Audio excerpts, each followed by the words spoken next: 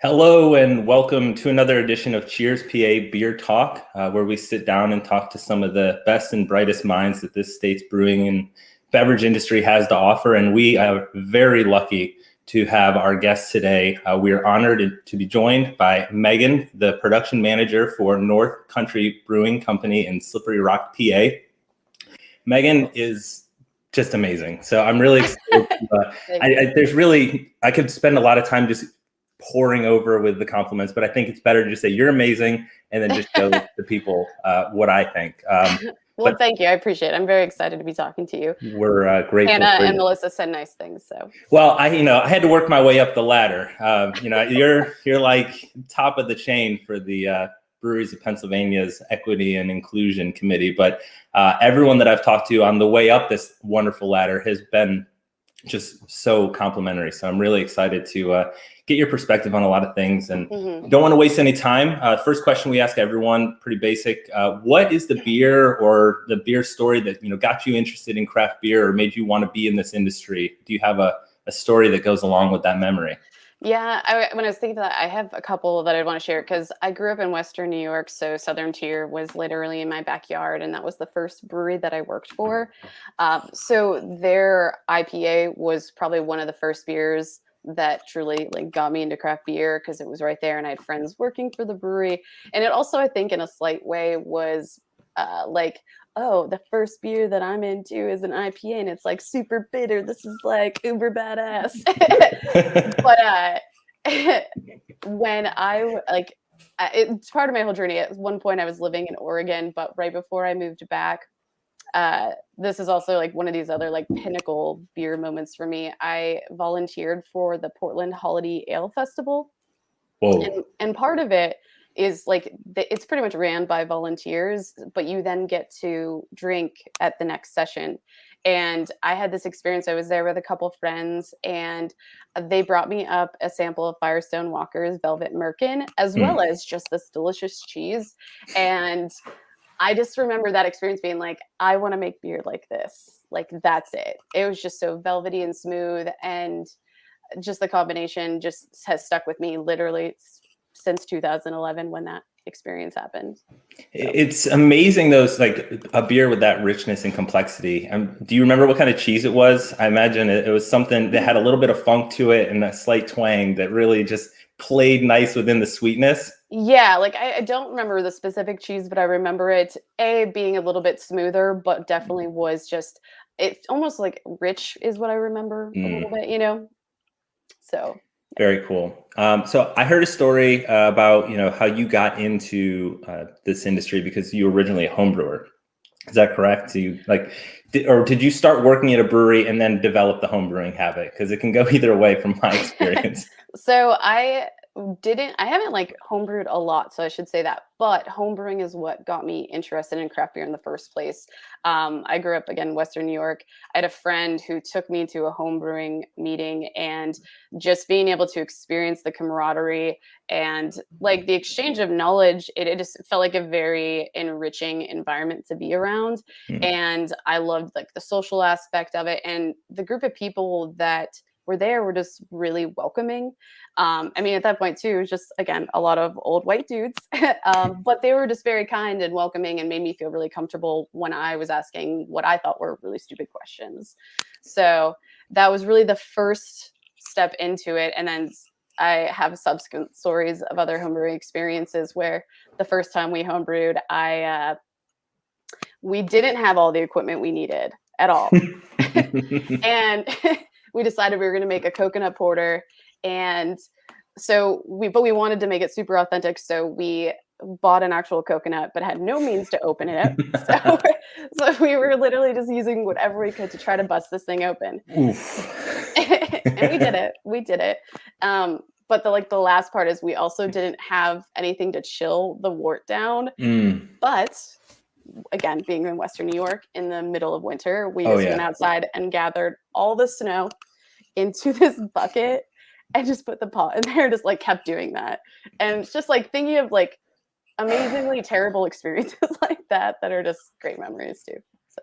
But that's the thing about homebrewing that I always enjoyed. It's just the camaraderie and the I got to figure out a way to get this done because I've started this process and I've invested all of this time. So it's great to see that I'm not the only one that struggles to greatness sometimes.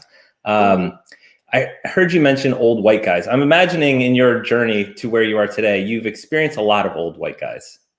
This industry used to be heavily populated.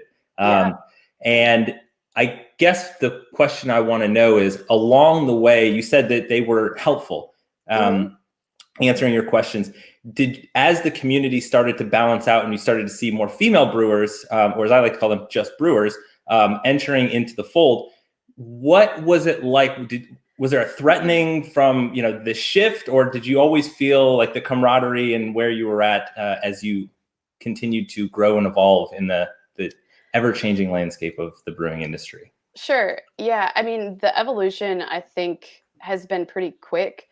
So when I moved down to Pittsburgh in 2012, I was literally the first female brewer in this county ever to exist. And so, but when I moved here, I wanted to be around more women. I wanted to find people that I could share this with that were female identifying. And so there wasn't much. So there was this Pittsburgh beer ladies group, but they were more educational, social drinking type group, and they're great. And then that kind of evolved into starting a Pink Boots chapter here. And that then allowed me to start meeting women owners, sales reps. There's also a company called Stewards of Beer, and Brooke and Lee, they operate that. And it was at a different point, but they've always kind of been around in the fold and are now doing a lot of great stuff for craft beer here in Pittsburgh. But I'm trying to think of, it never felt threatening, and I never even thought of it that way either. It was just something I felt necessary to do as well, try to keep bringing women together through the yearly collaborations. And then eventually was able to hire a female at one of the breweries I worked at, and just always trying to bring more people in, because I would be approached all the time via some sort of messenger, or someone would see me at a festival and they would ask how do I do this? And then I'd be like, okay, here's everything that I think you could try. And if I hear of anything, I will throw it your way. And so knowing that people had the desire, and I wanted to kind of maintain this approachability is really what it is. I wanted to make sure other women felt like I could be there for them and basically be what I always wanted to have. That's really interesting, because I heard you talk on your podcast, Pursuit of Unhappiness, which is amazing. If you're hearing this and you haven't heard of that, you should check it out. Pursuit of Unhappiness on Spotify and other places. All right, I'm done with the promotion for that one. But it's really good, so it's worth it. Thank you. But you were talking about mentors, and to me, from what I heard there, you were talking about, who might be your mentors, but it sounds like you've been a mentor for a lot of people along the way, and trying to with that approachability. Is that fair to say? And do you treasure that role, or is it sometimes overwhelming? I think when going back to touching what I just was saying too, having been the only female brewer here, I did feel this level of responsibility to try to keep doing what I was doing. But at the same time, I mean, it definitely is overwhelming when you try to take responsibility for things that really are outside of your control. But as far as, I don't know if I would, there might be people out there that would say that I was a mentor, but I think in general, I think just trying to be part of the community regularly and be available. I don't know if I would say I was an exact mentor for people, but I definitely always tried to be there for people and be available to ask questions. Well, I completely understand why you would be sought out. And, the responsibility part, that's a hard one to carry. And it seems like that was not a burden to you, but more of something that you almost relished, in that you saw your purpose in that place and in that time to do something. And you see now what's grown from it. So I think that it makes sense why you were recently elected to the board. You're on the actual board of the Breweries of Pennsylvania, as well as the co-chair of the Committee for Equity and Inclusion. Yeah. That's awesome. How has it been getting involved in more of that responsibility that you were talking about, but just at the next level within the state? It was really cool. So it happened around a time where I think I needed something. It was like in 2019. I was going through a divorce, and everything that I was doing leading up to there, I felt like kind of just I lost. I had no purpose, and I was approached by Brandolyn Armstrong, who's now at Upper Ridge Meadery, but she was the one who initially started the committee, and she just called me one day and was like, "Hey, I want to do this. Would you want to be part of it?" And I pretty much said without hesitation, yes, because and like then it started getting the wheels spinning again. Like, okay, if I can put more energy into this, it still kind of makes me feel like I'm doing something and I'm gaining my purpose back a little bit.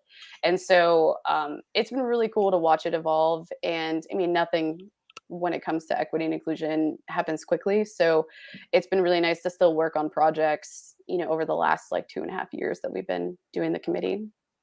Yeah, and one of the projects that I've really enjoyed, to me, I guess because it's more public facing than I'm sure a lot of the other work that you're doing, behind the scenes and within the industry, working with the individual brewers on just how to be better. Mhm. But the MASH, this video series and this interview series, I love the way that it comes together with the different perspectives of the committee members.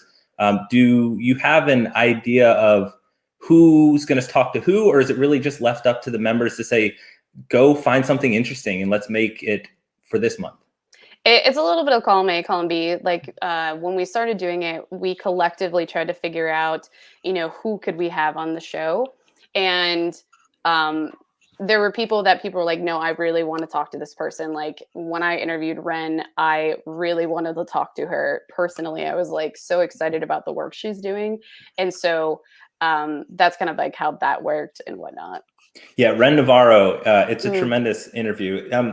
Is that only available through the link on the Brewers of Pennsylvania website, or is there somewhere that people can find that? Because it's such an impactful interview to just hear her perspective on things. And I don't want to say that you were gushing and fangirling a little bit, but like your energy was just like, but it was great because it really, I think, made her comfortable and brought out a really interesting side to like more personal side of something that, people may know her from her work, but maybe don't see that side of her because of, what her work is. Mm-hmm. Yeah, so it definitely through the link through Brewers of PA. I think they have it streamed through YouTube, but we also have an Instagram page called Beer for Change PA, and so we upload all of them there. I think it would probably be advantageous if we actually like stripped the audio and put it in like a podcast form because it definitely can work that way as well. It's not just necessarily only applicable on video.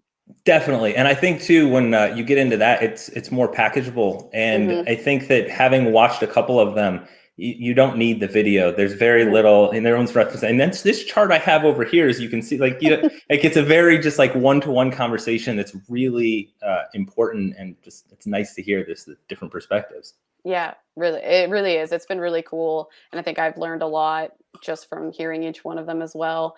Like the first one that Hannah did with, why am I forgetting? I have such a bad memory. But Kelly. it was, yes, Kelly Kelly, from yes. Paracoman. And Yeah. yes. And talking about ableism and just like what she's doing in her brewery, literally mind-blowing stuff that I never have thought about. And I think that's really important to hear those conversations. And the goal really being to try to create like usable, like teach people like different and like about what other people are doing, but also really usable like things that they can just try to apply to their brewery. And didn't want it to be something that would like scare people. I wanted them to feel almost like comfortable. And I think maybe that's why I liked the videos, so that they actually get to see people. They're not just hearing something, and it can kind of break down the walls a little bit. Yeah, absolutely. But then you've got this comforting space that really allows a great conversation to happen. So it translates, I think, as an end product, but absolutely as a video. First off, just to have that engagement and really see the two people interact, it's just really well put together. Is that something that's going to continue into next year, or is it kind of a limited run? It's going to continue. We kind of got to a point where we were all busy and ran out of guests, and we're like, okay, let's get back to this. But we're going to do some recording at the BOP Symposium this weekend. So I'm going to bring basically all my recording equipment, and we're just going to do something. I cannot wait to see what comes out of that. Yeah. That's really cool. Yeah, it's amazing. Kind of a different direction to go, but I also heard that you recently moved into a camper and are living a minimal life. I think Yeah. that the part that stood out to me was that you wanted to simplify to really find what's important to you. I Hmm. went through a similar thing when I moved to Chicago and got rid of all of my stuff. And I think that what really stuck with me, though, is when you were talking about just the negativity that you got from people who just don't understand that. And Hmm. how has this experience helped you grow as a person, but also as, you know, a manager of people and as an advocate in this industry? How has it helped you find your voice through all of this? I mean, I feel like it's generally a bigger conversation, and it all stems down like the camper thing. I think is just a piece of the puzzle that Sure. more so goes back to me on this journey to like love myself and learn how to create boundaries around me to ensure that I'm being the best person I possibly could be, and um, being as present as I could be. So I think part of simplifying my life in the camper situation, it it basically took away me thinking that I needed things to be happy, or I needed a physical space to be happy, that I could have the things that I care about around me. Like right before I was mentioning that, I made sure I had my records with me and my record player, and I had like a comfortable with a TV so I could watch spooky movies because that's like a big thing for me too. So I Spooky made season. yes. Well, spooky season's all year for me. So Happy spooky season for the partial practicers, and just call this Thursday for you. yes, exactly. Yeah. Um, and so, being able to focus on that, that was a big thing. And then after being in the space, I think it really challenged the norms of how I lived. Doing the dishes isn't normal. Cooking isn't normal.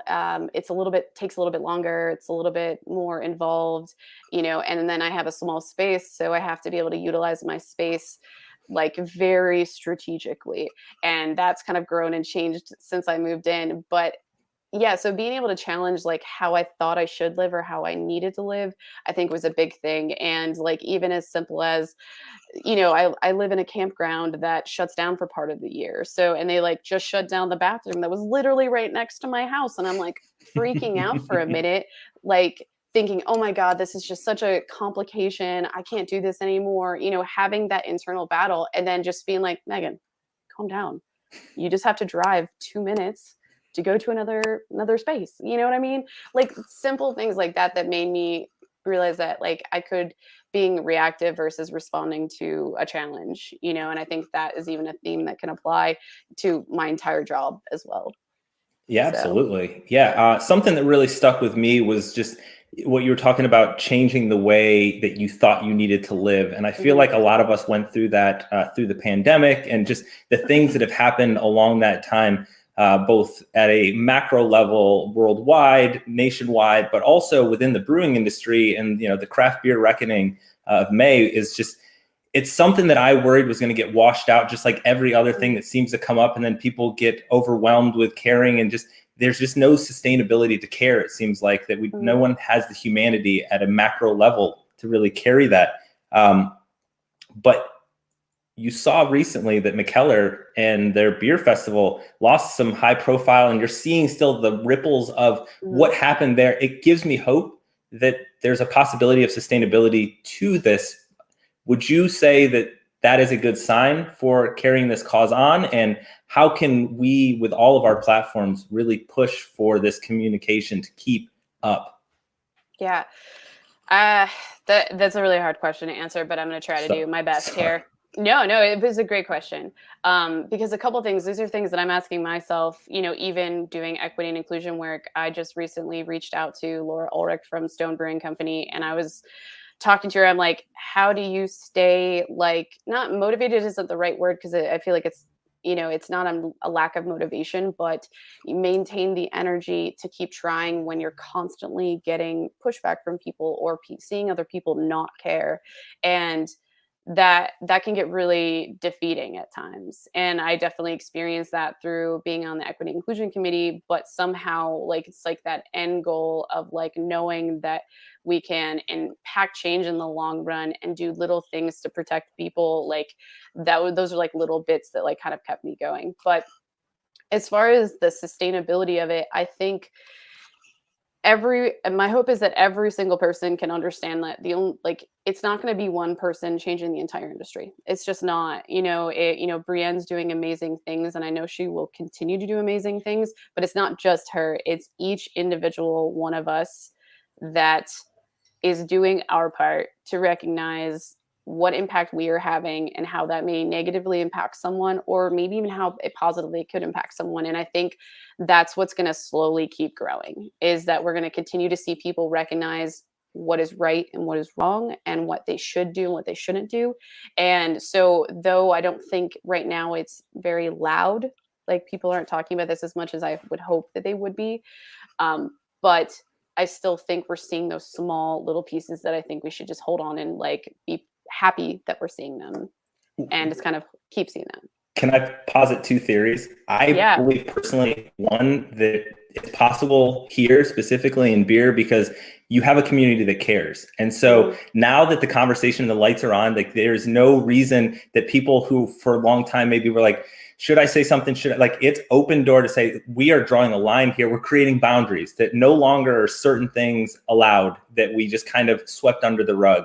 The other thing that I think is really hopeful is the great reporting. I'm going to butcher the last name because it's that T. Is it a hard T? Is it a soft T? But Kate Bernot or Bernat for Good Beer Hunting is doing actual journalism. And you don't see real journalism at the level in society that we used to have that really held people accountable. So my hope is that with powerful, her piece really helped push that last little bit with McKellar to say, all right, we need to actually handle this. It's not just some internet chatter that we think is going to go away. Like, this is real. And I hope that those two things can really help carry this on. But, like you said, it's incremental and no change is going to happen immediately, but we're slowly moving the boundaries out further and further. And I just think that as we continue to push against the norms of the way that people always thought we had to live, I think we can really find some great space to explore for everyone and just create more room for everyone. I totally agree. And I think the other piece that comes to mind is that when it comes to this stuff, it makes people feel uncomfortable. It makes people like start feeling maybe like they're blamed or like they're doing something wrong. And that can make people push back so hard. And so I at least recognize that, where it's like by trying to have really good deep conversations and hard conversations regularly and try to maybe normalize, like, so the more people see this being talked about, the more that they're going to feel comfortable around it. So I think like it's just one of those things that has to kind of keep happening, and hopefully that'll make more people feel comfortable recognizing what their piece in this whole like world is. You just have to consider where and the whole point of privilege being the absence of impediments. It's just like, okay, we're not saying that privilege, no one's accusing anyone by saying the word privilege. It's just like, you might not have an impediment that other people have. And we're just asking to acknowledge that that may be different for other people. And from that, just thinking, maybe we can have a conversation. That's all that's always been my approach. And you're right. Sometimes just the recoil has been enlightening, I'll put it, and just kind of leave it at that. But yeah, and I think Hannah said a really good thing on her episode with you about listening. I can't echo that enough. Yes, absolutely. So one thing that I also really enjoyed was just, you making boundaries within your role at North Country, and just kind of how, professionally you were adapting boundaries as personally, and you were kind of going through that growth phase.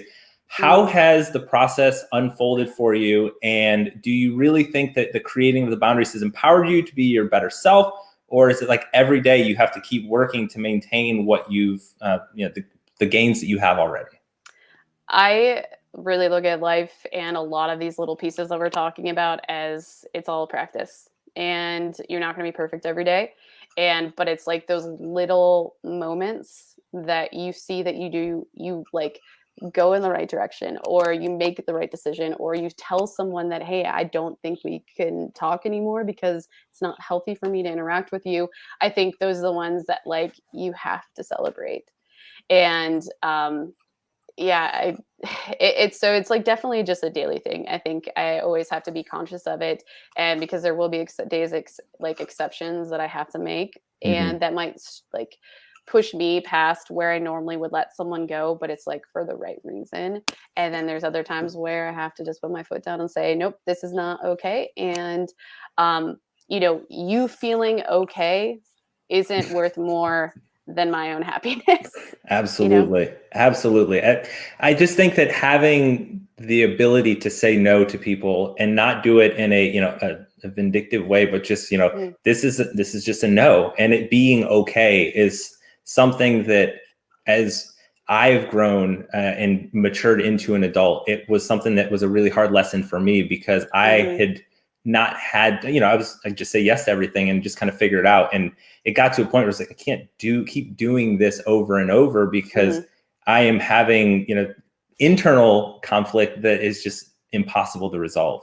Yeah, I definitely have this side that I've been working on for probably at least a few years. And like, I can sometimes go into caretaker mode where I just want to help people. And, I do it in my personal relationships. I do it in professional relationships.